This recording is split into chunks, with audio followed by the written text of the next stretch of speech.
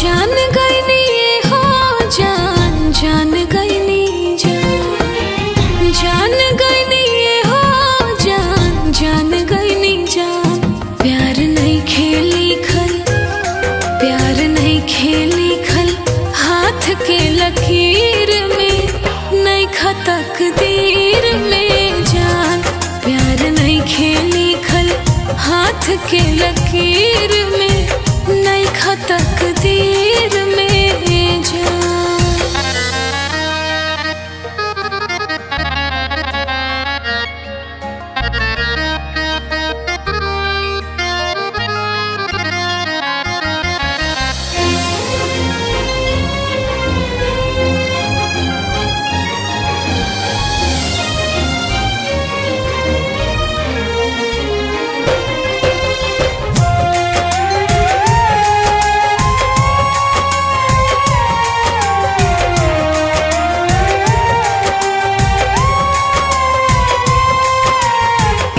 दिल टूटला के कवनो होला ना आवाज हो, फिर कैसे सुनी जमाना।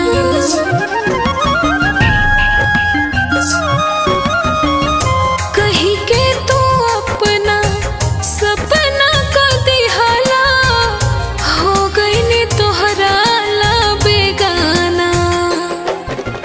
अब के हो भी प्यार में इतना होखे नहीं पागल, पिया के नाम नाई ओठ पे चोट जिया में लागल। बस दुआ ही दी हो,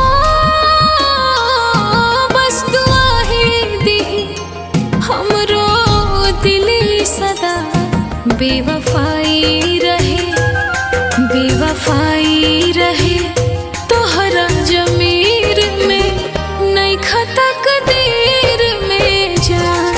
प्यार नहीं खेली खल, हाथ के लकीर में नहीं खतक दीर में जान।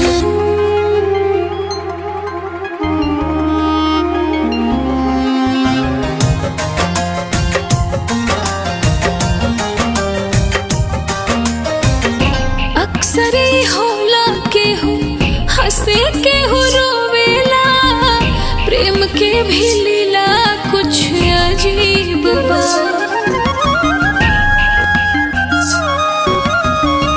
भावे ना प्रीत इहे दुनिया के रीत हा, चाहत हमार बदनसीब बा। तोड़ के नाता छोड़ के की हो गइल बाइसन हाल में, आँख के लोरवा कजरा बन के पसर रहल बा गाल में। खुश रहा तू हरदम हो, खुश रहा तू हरदम हमसे होके जुदा। अब तू बाड़ा खाली, अब तू बाड़ा खाली, अखिया के नीर में नहीं खतक दीर में जान। प्यार नहीं खेली खल, हाथ के लकीर में नहीं खतक दीर में जान।